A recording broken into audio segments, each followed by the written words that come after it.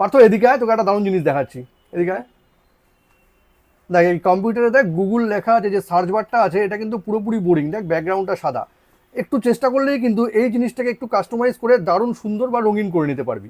দেখ ব্যাকগ্রাউন্ডটা এরকম আছে, এবার সোজা চলে যেতে হবে তোকে কাস্টমাইজ ক্রোমে। এখানে ক্লিক কর, এখানে ক্লিক করলেই কিন্তু দেখ একটা অপশন আছে আপলোড ফ্রম ডিভাইস। এখানে তোর যদি ডিভাইসে কোনো রকম ব্যাকগ্রাউন্ড থাকে তুই এখানে ক্লিক করে কিন্তু তোর ব্যাকগ্রাউন্ডটাও নিয়ে নিতে পারবি। আর তোর যদি মনে হয় যে না অন্য কিছু করবি, দেখ এখানে কিন্তু অনেকগুলো অপশন আছে, যে কোনো একটাতে তোকে ক্লিক করে নিতে হবে। ধর এটাতে তুই ক্লিক করলি, এর মধ্যেও কিন্তু অনেকগুলো দেখ ব্যাকগ্রাউন্ড আছে। এবার যে কোনো একটা ব্যাকগ্রাউন্ডে যেটা পছন্দ হবে সেখানে ক্লিক করে নে, ক্লিক করে নিয়ে ডান করে দে। ডান করলে কিন্তু দেখ এত সুন্দর একটা ব্যাকগ্রাউন্ড কিন্তু গুগলের হয়ে গেল। বাহ, এটা খুব দারুণ তো। সত্যি জিনিসটা কিন্তু দারুণ।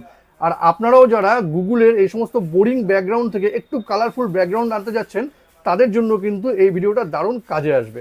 আর এরকম নতুন নতুন ইনফরমেটিভ ভিডিও পেতে প্লিজ সাবস্ক্রাইব আমার চ্যানেল সাবজেক্ট সম্রাটকে। Thank you.